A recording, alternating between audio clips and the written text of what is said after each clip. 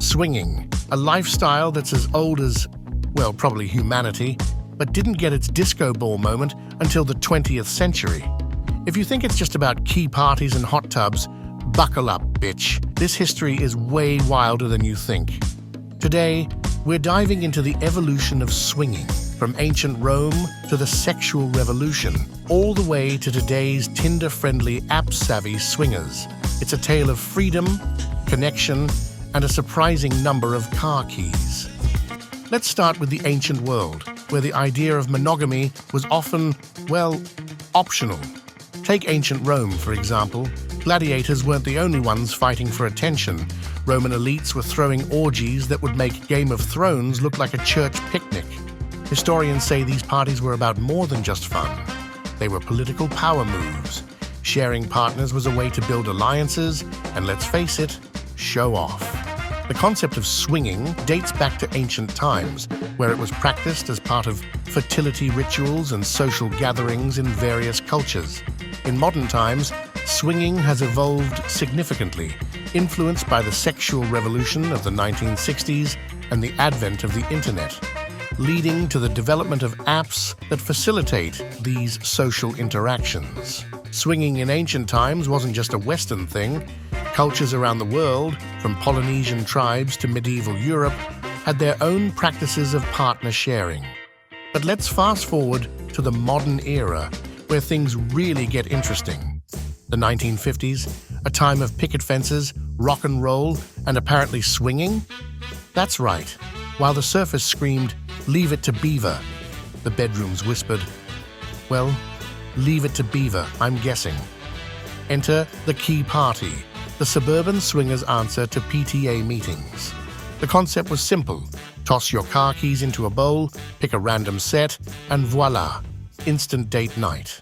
I hope we get the Johnsons. I hope we don't. Key parties were a discreet way for suburban couples to spice up their lives, but they weren't just about fun. They reflected a shift in how people thought about marriage, freedom, and neighborly love. And it wasn't just the suburbs. Swinging found fans among military couples during World War II, who saw it as a way to stay emotionally connected during separations. Then came the 1960s and 70s, the era of free love, bell-bottoms, and hot tubs. Swinging wasn't just a secret anymore. It was practically a cultural movement. The sexual revolution blew the doors off traditional ideas about relationships. Books like The Joy of Sex hit bestseller lists, and swinging went mainstream, or as mainstream as it could get without showing up on primetime TV. It wasn't all fun and games, though. The swinging lifestyle faced plenty of stigma, and participants had to navigate a world where open relationships were still seen as scandalous. Fast forward to today, where swinging has entered the digital age. No more key parties.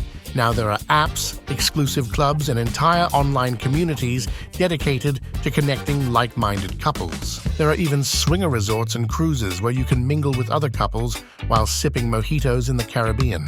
Must bring a whole new meaning to all-inclusive. But swinging isn't just about sex. It's about communication, trust, and exploring boundaries as a couple. In fact, many modern swingers say the lifestyle has strengthened their relationships. Ah yes, communication goals. So what can we learn from the history of swinging?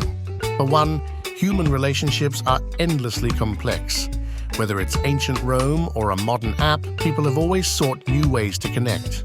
So, I guess you would say it went from togas to TikTok? Sheesh. And while swinging isn't for everyone, it's a fascinating reminder that there's no one-size-fits-all approach to love, marriage, or fun Friday nights. The history of swinging isn't just about sex, it's about breaking boundaries, exploring relationships, and maybe throwing a few wild parties along the way. Just remember, communication is key. See what I did there?